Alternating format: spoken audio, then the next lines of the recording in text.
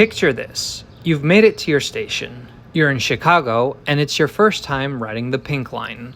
The train will be here soon, so you head down to the end of the platform to a less crowded section. Look, here comes the train now.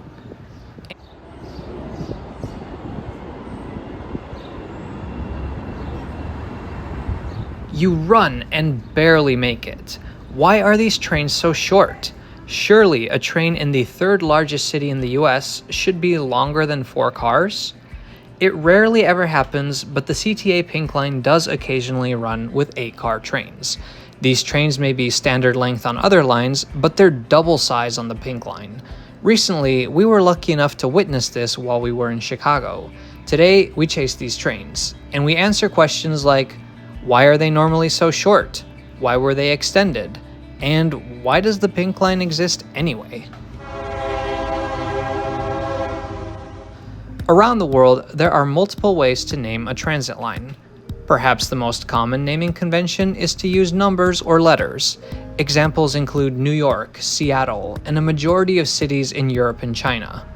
An alternative method is naming lines after the neighborhoods that they run through or the streets they run under. Tokyo and Philadelphia come to mind. Or agencies can refer to their lines by color. Though this method has been bashed in my own comment section by users who think such a naming system is too elementary, it is actually quite effective. The names already correspond with the colors on the map, and colors are so universally recognized that even on systems that explicitly do not use color names, many people will still refer to the lines by color instead of using their official names. Color names are particularly common in the United States. Most of these systems, with anywhere between 1 to 6 lines, cover all the basics. You got your reds, blues, greens, but for today's video, we return to Chicago. Here, the CTA runs 8 elevated railway lines, making it the largest North American system to have color line names. This is why Chicago ends up being the only city in North America to have a brown line or a pink line. And today, we're discussing the Pink Line. Though I have mentioned the Pink Line in several previous videos, I have so far never showcased the entire line like I have with most of the other L lines. Today, I will rectify that. So let us start at 54th and Cermak Station, the western terminus of the CTA Pink Line in the town of Cicero, Illinois.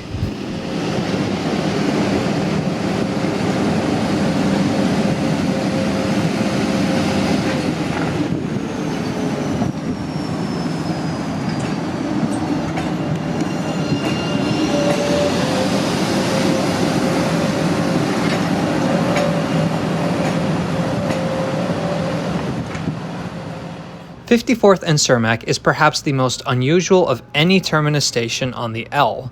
To the west of the station is the rail yard, which in itself is not very unusual. What sets the station apart from the others is the layout of the platforms. There are 2 tracks, but only one very long platform located alongside the southern track. Westbound trains approaching 54th and Cermak will run along the northern platformless track until a switch midway through. There, on the western half of the platform, the train will drop off all passengers. It will then switch directions and run out of service for a few feet to the eastern half of the platform, where it will reopen its doors to pick up passengers headed to the loop.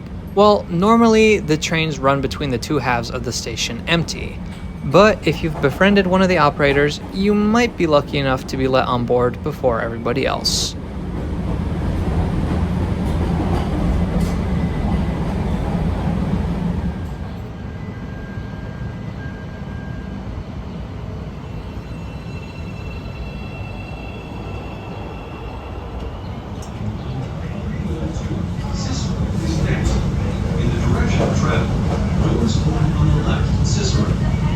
Now we officially begin our 11-mile journey to the loop.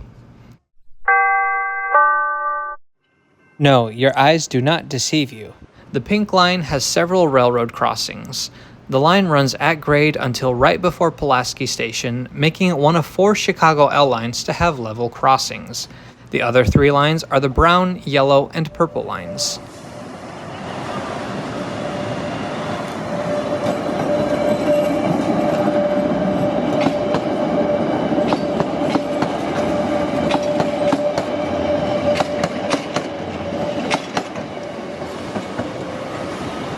Perhaps you're watching this video today and you haven't visited Chicago in 20 years or more.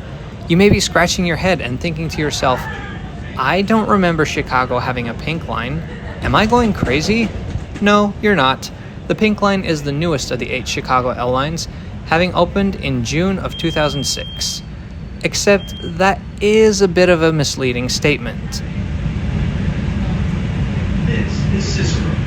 The color pink first showed up on the L map in 2006, but these tracks are older, much older. The L today is operated by a public agency, but that wasn't always the case. The first elevated railways in Chicago were built in the 1890s by 4 different private companies. One of those companies was the Metropolitan West Side Elevated. Their first line opened in 1895. Expansions to the system were quick, and by 1896, a branch was built from Marshfield south to 18th Street. It was extended to Western Avenue later that year.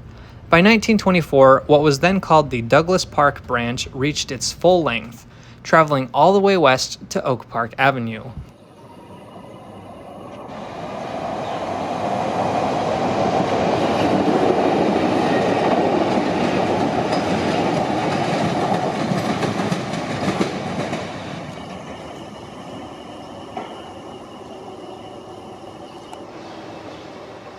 The Met became part of the Chicago Rapid Transit Company, which in 1947 became the Chicago Transit Authority. The CTA added skip-stop service to the line.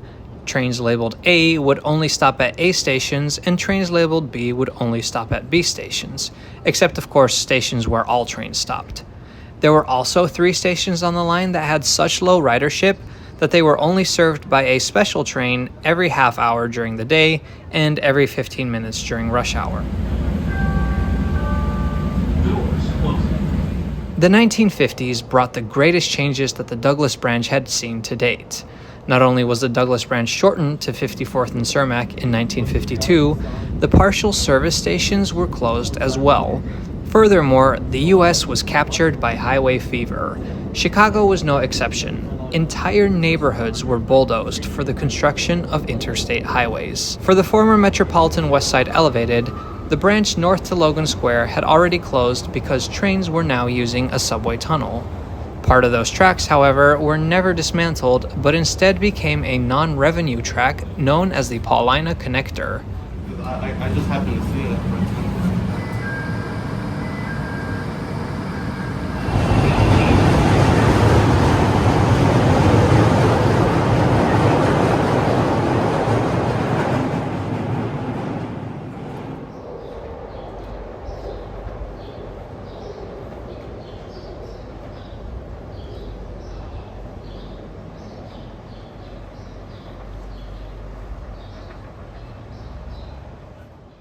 But the construction of I-290, known locally as the Eisenhower Expressway, necessitated the closure of the main Garfield Park branch.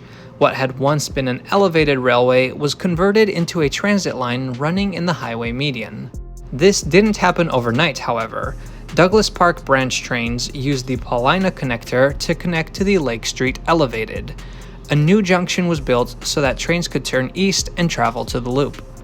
History repeats itself, but we're not there yet. When the conversion was finally completed, Douglas branch trains abandoned the Paulina Connector and took a ramp known as the Loomis Ramp down to Racine Station in the highway median. They would share the tracks up to Logan Square with trains coming from the new Congress branch. From now on, A trains all traveled down the Congress branch, and B trains all traveled down the Douglas branch. This continued for decades. In 1993, the CTA switched to naming their lines by color. The lines we've been talking about all became the Blue Line. But there was one problem. Because of the branches, both the Congress branch and the Douglas branch each only saw about half of the trains that the shared section did.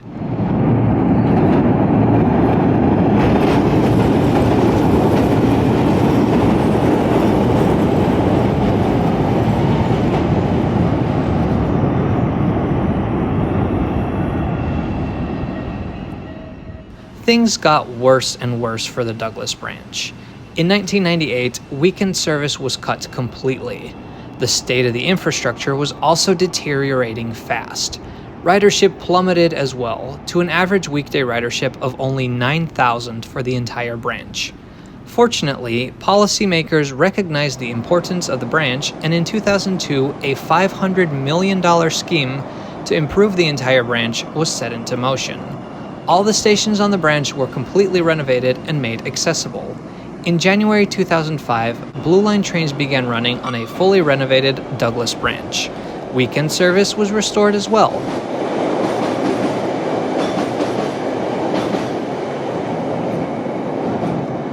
But behind the scenes, the CTA was planning an even larger change for the branch. I mentioned earlier that frequencies on both branches were not optimal. After soliciting public feedback, the CTA decided to restore passenger service on the Paulina connector and reroute Douglas branch trains to the Green Line and the Loop. Such a major service change merited a new name, and so a competition among elementary and middle school students was held to pick a new name. Eventually, the name Pink Line won. On June 25, 2006, the Pink Line officially began service. Though initially a temporary experiment, ridership grew. The service was popular, and so it became permanent. For 2 years, rush hour Blue Line trains still also ran to 54th and Cermak, but this was discontinued in 2008.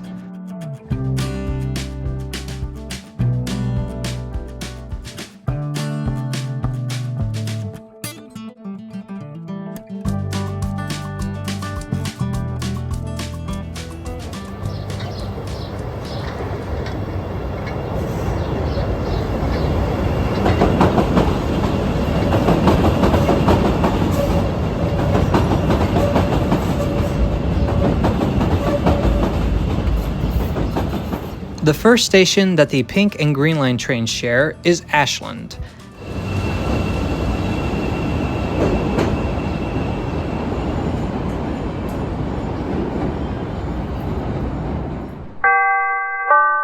After Morgan and Clinton, Pink Line trains will enter the Loop, which they take clockwise.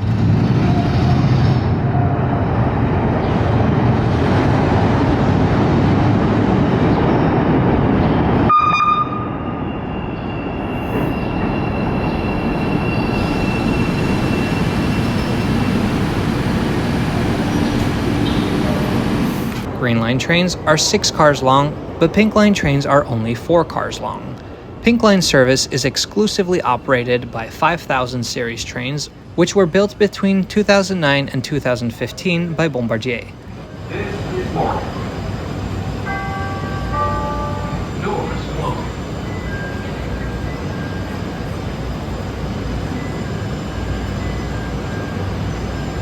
In this video, you will see occasional clips of the newer 7000 series trains. This isn't regular service, but rather those were tests with passengers that occurred in 2021. Those clips were all generously provided to me by my good friend, the channel Chicagoland Transit.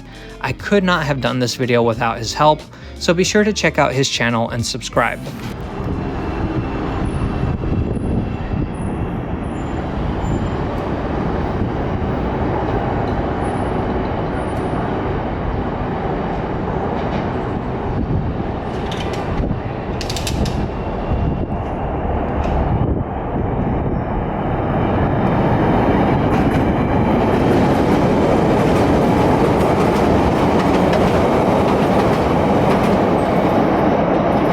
Four cars feels very short for a train on the L.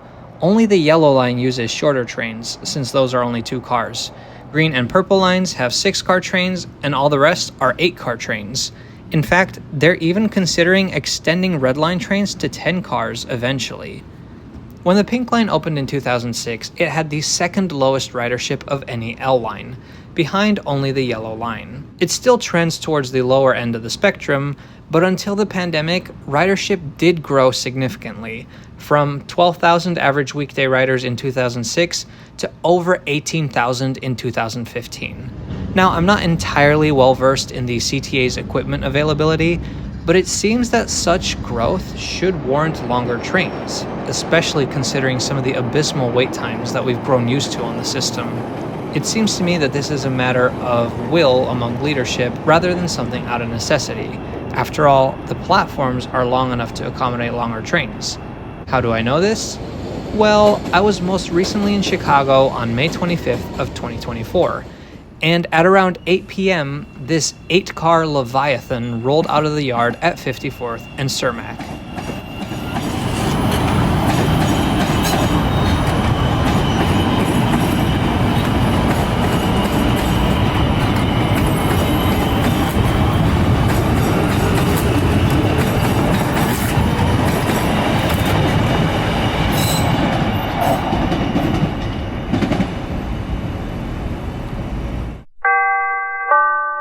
So I've come to Quincy Station, which is on the loop. Pink Line trains, once they finish the loop, they head back to 54th and Cermak. The trains are really short. They're only 4 cars.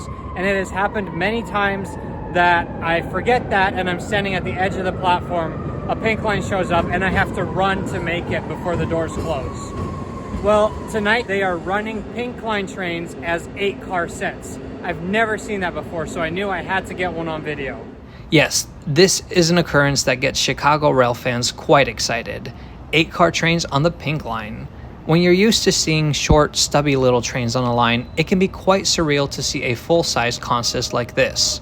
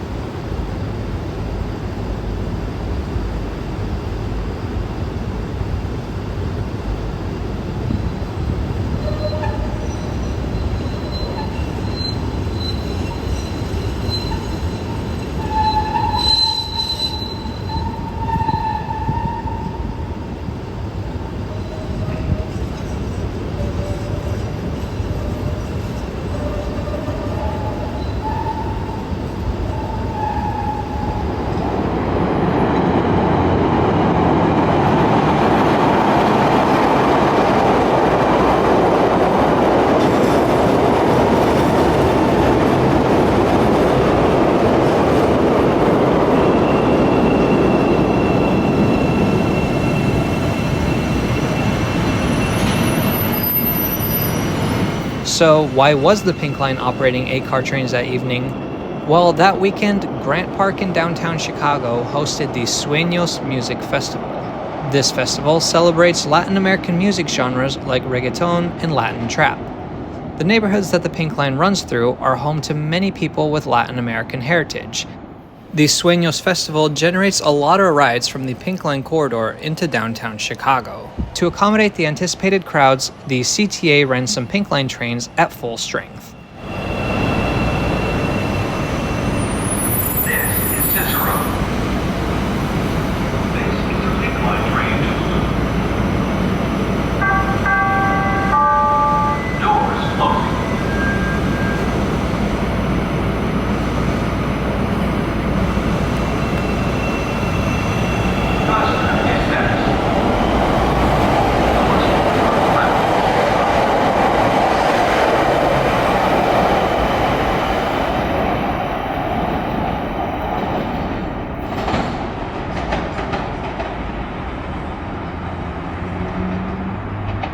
So that's the Pink Line.